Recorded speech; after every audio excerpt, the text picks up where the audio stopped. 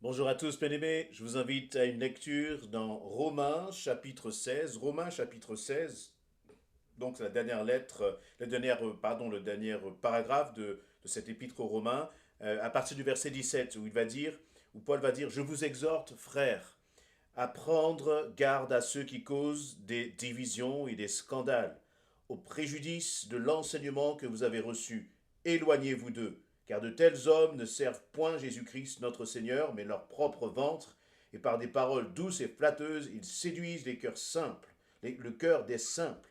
Pour vous, votre obéissance est connue de tous, je me réjouis donc à votre sujet, et je désire que vous soyez sages en ce qui concerne le bien et purs en ce qui concerne le mal. Le Dieu de paix écrasera bientôt Satan sous vos pieds. Que la grâce de notre Seigneur Jésus-Christ soit avec vous. Amen. Timothée, mon compagnon d'œuvre, vous salue, ainsi que Lucius, Jason et Sosipater, mes parents.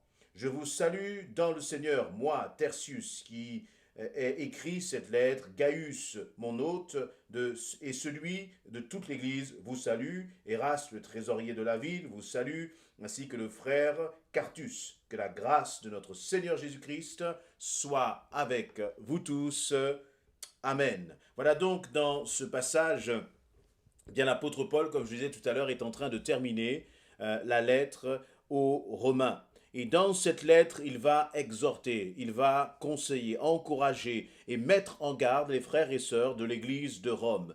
Les mettre en garde contre quoi? Il leur dit, frères, je vous exhorte à prendre garde à ceux qui causent des divisions et des scandales au préjudice de l'enseignement.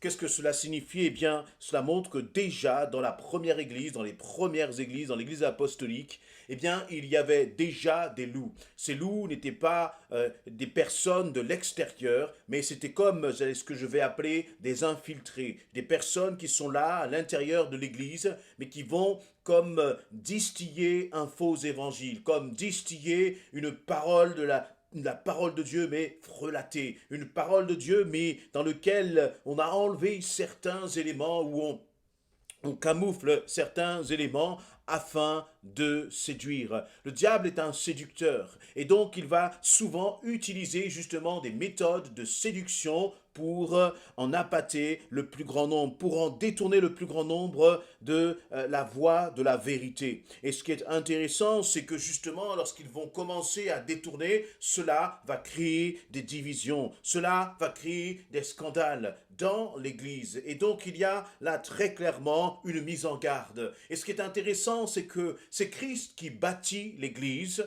Christ bâtit l'Église, mais en même temps, le Saint-Esprit nous demande à nous, enfants de Dieu, à nous qui sommes dans l'Église, et notamment là, Paul écrit à l'Église de Rome, donc à l'Église locale, à nous qui sommes dans l'Église locale, le Seigneur nous demande d'être sur nos gardes, d'être sur nos gardes. Qu'est-ce que cela signifie que nous devons être sur nos gardes? Eh bien, cela signifie que quelle que soit l'Église, même l'Église de Rome qui était enseignée par Paul, même cette Église était attaquée par des faux enseignements. Même dans cette Église, il y avait des tentatives de division. Et donc, là où tu te trouves dans ton Église locale, réalise cela. Et quand cela arrive, ne sois pas surpris, ne sois pas déçu ou abattu. Cela fait partie justement des tentatives et des tactiques de l'ennemi pour renverser une église. Et c'est donc à nous en tant qu'enfants de Dieu, à nous en tant que chrétiens qui appartenons à notre église locale, eh bien d'être sur nos gardes. Comment peut-on concrètement être sur nos gardes? Premièrement, de prier pour que l'église soit gardée, pour que l'enseignement qui soit apporté soit toujours conforme à la parole de Dieu.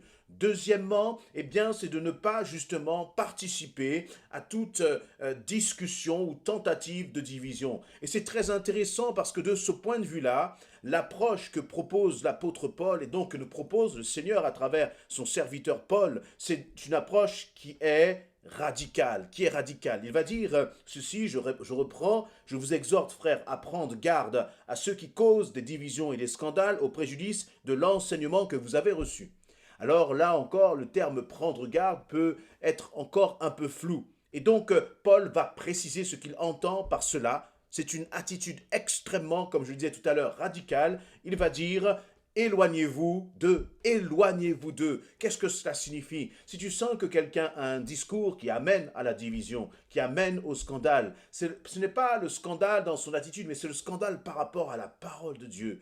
Lorsque celui-ci commence à remettre certains enseignements qui sont apportés, il peut devenir en scandale. Eh bien, là, la parole nous dit, éloigne-toi de cela, éloigne-toi, écarte-toi d'eux. Et c'est cela, te mettre en garde. Et je crois que c'est une attitude d'ailleurs que nous devons avoir à l'égard de façon globale du péché. Lorsque nous sentons que quelqu'un nous est une relation nocive, du point de vue biblique, du point de vue de l'évangile, lorsque nous sentons que cette personne nous entraîne peut-être sur un chemin qui ne correspond pas à ce que Dieu veut pour nos vies, lorsque nous commençons à être avec des personnes qui sont par exemple constamment dans la critique vis-à-vis de l'Église, vis-à-vis des conducteurs, eh bien là il faut faire attention et cela doit nous mettre la puce à l'oreille. Ce n'est pas qu'on ne peut pas être discuté parfois la décision des conducteurs de l'Église. Mais dans ce cas-là, c'est au conducteur qu'il faut aller directement s'adresser. Parce que sinon, notre attitude peut être une attitude en scandale, peut être une attitude qui divise. Et donc, l'apôtre Paul est clair dans ce sens-là. Il dit, éloignez-vous d'eux. On pourrait considérer que cette attitude de s'éloigner, eh bien, pourrait être une attitude peut-être un peu méchante, de rejet de l'autre, de forme de discrimination de l'autre, mais au contraire, c'est une attitude de prudence. Parce que la Bible nous dit aussi qu'un peu de levain fait lever toute la pâte. C'est-à-dire un peu de ce qui n'est pas bon est suffisant pour comme contaminer l'Église. Et l'Église doit être extrêmement prudente avec cela. Et l'apôtre Paul va continuer au verset 18 en disant « Car de tels hommes ne servent point Jésus-Christ, notre Seigneur, mais leur propre ventre, et par des paroles douces et flatteuses, ils séduisent les cœurs des simples. » Des paroles douces, des paroles flatteuses. Parfois, on pourrait considérer que celui dans l'église ou le conducteur qui va reprendre de façon sévère, on pourrait penser qu'il manque d'amour. Alors que celui qui parle avec une certaine douceur, celui qui est tout le temps en train de flatter, eh bien, il sera peut-être plus considéré. Mais ce n'est pas du tout les critères que l'apôtre Paul va prendre. La référence pour l'apôtre Paul, ce n'est pas est-ce que ce sont des paroles qui vont dans notre sens. Ce ne sont pas est-ce que c'est des paroles qui sont douces et flatteuses, qui sont pour lui un gage de vérité. Mais ce qui est important pour Paul, c'est que les paroles qui soient annoncées soient conformes à ce que dit la Bible. Et si les paroles qui sont annoncées sont conformes à ce que dit la Bible, eh bien c'est ce à quoi nous devons nous attacher. Ce n'est pas une question d'émotion, ce n'est pas une question de sentiment, mais c'est une question de conformité par rapport à la parole de Dieu.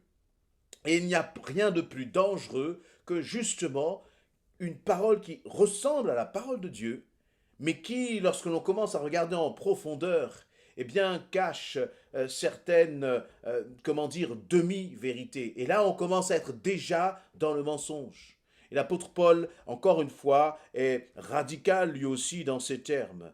Il dit, pour vous, votre obéissance est connue de tous, je me réjouis donc à votre sujet, et je désire que vous soyez sages en ce qui concerne le bien et purs en ce qui concerne le mal. Il dit, votre obéissance est connue de tous. De quelle obéissance est-il en train de parler? Ce n'est pas une obéissance, une soumission aux hommes, mais c'est une obéissance, une soumission à la parole de Dieu. Et je crois que c'est là la marque d'une église qui est solide, d'une église qui tient ferme, d'une église qui ne marche pas dans le compromis. C'est une église qui est, qui aime la parole de vérité.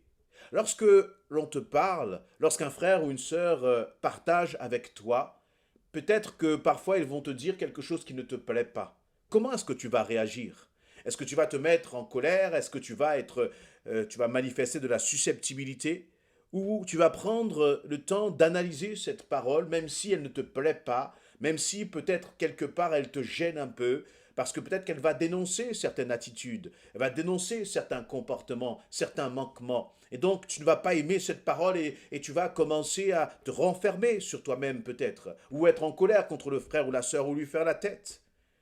Est-ce que plutôt il ne faudrait pas analyser cette parole et voir si cette parole n'est pas conforme à ce que Dieu nous dit, Dieu te dit? Et si cette parole qui t'est donnée est conforme à ce que Dieu te dit, alors reçois-la comme une parole d'amour. La parole d'amour, ce n'est pas toujours la parole qui va te flatter, ce ne sera pas toujours la parole qui sera douce, Mais la parole d'amour, c'est la parole systématiquement qui te ramènera au Seigneur. C'est systématiquement la parole qui te rappellera la vérité. Parfois, cette parole pourra être apportée avec un peu de maladresse. Parfois, cette parole pourra être apportée avec, j'allais dire, un manque de tact. Mais ce qui est important dans le fond, eh bien, c'est justement le fond de cette parole. Est-ce que cette parole est attachée à ce que Dieu est attaché à la vérité? Si c'est le cas, alors ne la néglige pas. Mais si par contre on t'apporte toujours des paroles doucereuses, des paroles, j'allais dire, mielleuses, mais qui dans le fond ne sont pas conformes à la parole de Dieu, alors fais extrêmement attention. Et je voudrais d'autant plus nous appeler à la vigilance, qu'il y a réellement des loups ravisseurs là à l'extérieur. Il y a dans ce qu'on peut écouter, entendre parfois, et même dans des relations que l'on peut avoir, des séducteurs, des personnes qui vont venir et vous attirer avec un semblant, j'allais dire, de piété, un semblant d'amour de la parole, mais derrière, c'est un piège qui se referme. Il est important de s'attacher à son église locale, de faire confiance aussi à son église locale, tout en ne se privant pas, eh bien, parfois de poser des questions, de s'interroger, d'interroger ses conducteurs sur telle compréhension, telle explication, tel passage biblique, telle prédication qui aurait été donnée, mais toujours de le faire, j'allais dire, déjà avec notre église locale. Parce que c'est là où nous connaissons les gens, c'est là où nous les voyons évoluer dans leur quotidien, et donc où un climat de confiance peut se développer. Mais réalisons bien que tout ce qui parle de Dieu n'est pas forcément saint. Amen.